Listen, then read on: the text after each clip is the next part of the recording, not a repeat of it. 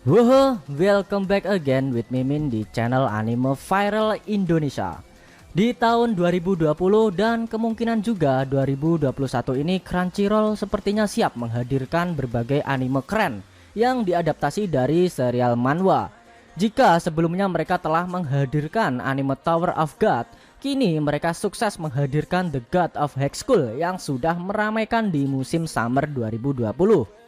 Dan The God of High School ini sendiri atau kita bisa sebut GOH, sebelum diadaptasi anime, manhwa ini juga terus menduduki rating tertinggi di kategori genre action. Oke, tanpa basa-basi lagi, mari langsung kita bahas. Sebelum kita bahas adaptasi animenya, kita bahas dulu soal manhwanya. The God of High School manhwa ini merupakan karya bergenre shonen atas hasil tulisan dan gambar Park Yong Jae. Serial manhwa ini telah diterbitkan di media baca manhwa Naver Webtoon pada 31 April 2011. Kemudian ditranslasikan ke berbagai macam bahasa, termasuk bahasa Indonesia. Versi bahasa Inggris diterjemahkan hingga episode 490, sedangkan Indonesia telah mencapai episode 491 pada 25 November kemarin. Dan tidak sampai di situ aja guys, GOH pun juga dirilis dalam bentuk game ponsel yang berjudul sama beberapa kali, dimana pada tahun 2015 digarap oleh Yidi Online dan 2016 oleh SN Games.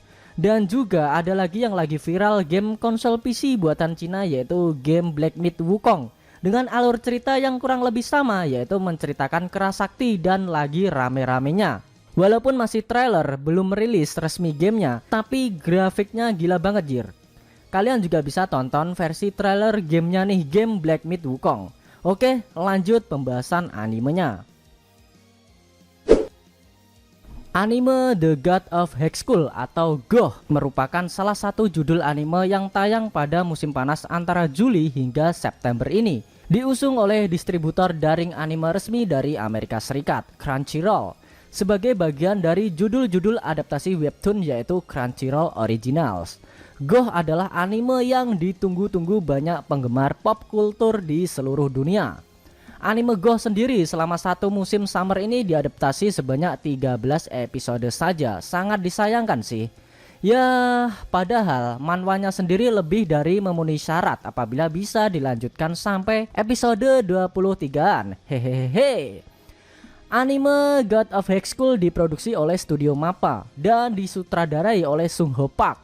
Dan untuk desain karakter dipegang oleh tangan dingin Manabu Akita yang pernah mendesain karakter di anime Kakegurui. Yang menggambar karakter anime ini mengikuti gaya dari manhwa karangan Park Yong Jae tersebut. Selanjutnya, untuk opening pembuka dari anime ini berjudul Contradiction, dibawakan oleh Kyusuke, musisi EDM dari Jepang, berkolaborasi dengan penyanyi asal Amerika Serikat Tyler Carter. Sedangkan lagu ending sendiri dibawakan oleh grup boyband asal Korsel, Chicks, membawakan lagu Win pada akhir di setiap episodenya. Untuk segi grafisnya nggak banyak yang dikomentari karena dari visual grafisnya sendiri emang dibuat sama pada manhwanya. Dan untuk setting backgroundnya lebih keren ya, karena masa kini banget dan gak tanggung-tanggung mengambil latar di Korea seperti Seoul. Beda dengan Tower of God yang mengambil tema era-era kerajaan zaman dahulu.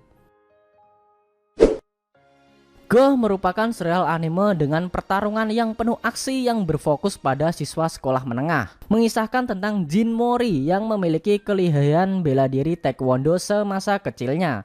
Keinginannya untuk memenangkan sebuah turnamen bela diri sangatlah besar. Tidak tanggung-tanggung, ia memiliki rekor berantem sebanyak 299 kali dengan 297 menang dan 2 seri. Jin baru mengetahui bahwa ada panggung yang lebih besar dibandingkan yang digelutinya selama ini, setelah dikalahkan pertama kali oleh salah satu anggota penyelenggara GOH yaitu R, anggota komisioner turnamen GOH. Setelah mendapatkan undangan dari salah satu anggota komisioner dari turnamen GOH yaitu R, pada akhirnya dia berniat untuk mengikuti turnamen tersebut dan bertarung dengannya untuk kedua kalinya jika bisa mendapatkan gelar The God of High School. Jin Mori tidak sendirian sampai akhirnya bertemu dengan Han Dewi yang juga mengikuti turnamen tersebut karena berjanji kepada sahabat baiknya yang telah wafat. Dan ada lagi nih Ymira yang juga berpartisipasi karena alasan mencari kekasih yang sesuai syaratnya sekaligus melindungi dan mewariskan ilmu pedang keluarganya yaitu Bongson. Mereka bertiga bersahabat dan juga bertarung demi gelar The God of Hex School. Oke, sekarang kita review profil beberapa karakter yang di anime dan yang belum ditampilkan di anime yang juga karakter sentral selain si MC Jin Mori. Oke, yang pertama tentu saja ada sahabat Jin Mori yaitu Han Daiwi. Ikut turnamen Goh untuk menyembuhkan temannya yang sakit leukemia pada awalnya. Namun sejak temannya meninggal, tujuannya berubah jadi hanya untuk membantu Jin Mori. Dia tipikal orang yang pasif cuek, tapi akan melakukan apapun untuk temannya, seperti hero beta pada umumnya. Dijuluki sapi gila oleh lingkungan di sekitarnya. Awalnya julukan ini dari temannya yang merasa kalau julukan itu akan keren untuknya. Han Dewi tinggal bersama satu kakak perempuan yang sangat dihormatinya. Dewi hampir selalu terlihat sendirian dan tidak punya teman. Namun pada akhirnya memiliki sahabat-sahabat yang siap membantunya kapanpun. Dan belakangan ini dia jatuh cinta pada Ymira guys. Han Dewi sendiri sebenarnya adalah raja dari manusia baru setelah dia mewarisi kebijakan dari Oh Wang. Oke, lanjut. Yang kedua ada Ymira atau Mirayu, pewaris terakhir ilmu pedang Wolguang. Ikut Goh untuk mencari kekasih atau bisa dibilang bibit unggul lah guys, agar dia bisa meneruskan ilmu pedang warisan ayahnya ini pada keturunannya suatu hari nanti. Namun tujuannya berubah setelah bertemu Han Daiwi dan Jin Mori. Jatuh cinta pada Han Daiwi yang dia sumpah untuk lindungi sampai akhir turnamen Goh, walaupun pada akhirnya sumpah ini gagal juga. Ya namanya juga cewek labil, hehehe. Lanjut. Berkemauan keras, berpembawaan maskulin seperti laki-laki, ya seperti tomboy gitu, dan dipandang menakutkan oleh sekitar karena kegaharannya.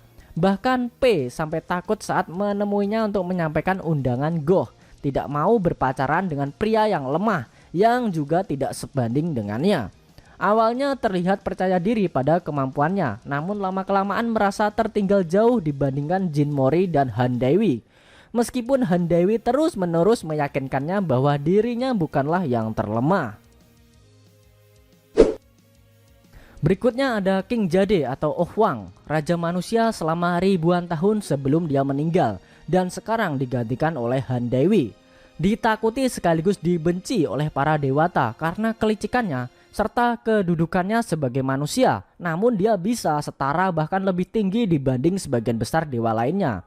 Oh Wang dideskripsikan oleh Jin Mori dan Han Daiwi bahwa Oh Wang itu emang terlihat lemah dan kuat di saat yang sama.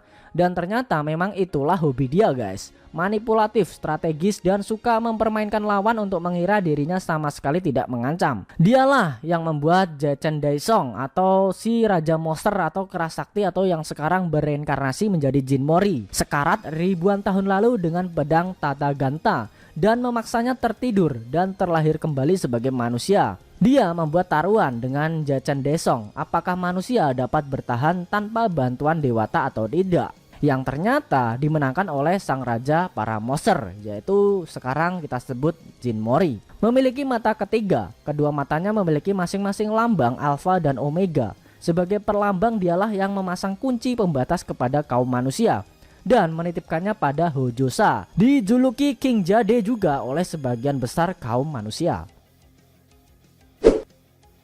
Oke, berikutnya ada Jin Taijin, kakek dari Jin Mori, bukan keluarga kandung. Dia mengatakan kepada cucunya bahwa dia menemukan Jin Mori di bawah jembatan. Kita flashback dahulu tentang Jin Taijin ini guys.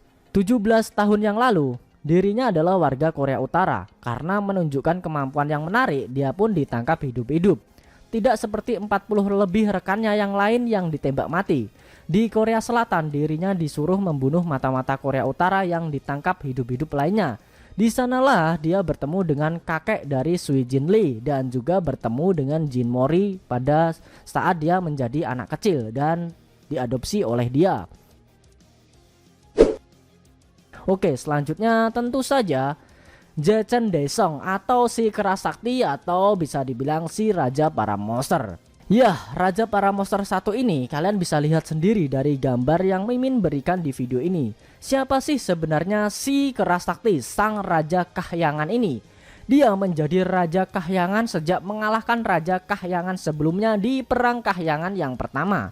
Dikenal sebagai pembuat onar. Sejak kecil dia memang sudah banyak membuat masalah. Dia memakan buah persi ajaib atau pil ilahi yang hanya tumbuh beberapa ribu tahun sekali. Menghapuskan namanya dari catatan kematian dan menantang dewa-dewi serta memiliki 3 senjata dewa sekaligus. Yaoi yang semestinya menjadi penopang galaksi pun jadi senjatanya. Yaoi ini ya tongkat dia itu guys. Cuma kalau di manualnya namanya Yaoi, kalau di animenya namanya Yobo ya kalau nggak salah. Oke lanjut. Namun dia berhasil dikalahkan oleh King Jade dan bereinkarnasi menjadi manusia setelah tertidur di dalam batu energi, yang di animenya menjadi Jin Mori. Oh iya, sedikit spoiler ya guys. Yaoi atau tongkat panjang yang ditampilkan di animenya milik Jin Mori ini akhirnya patah guys, setelah bertarung melawan Mu Bong Pak.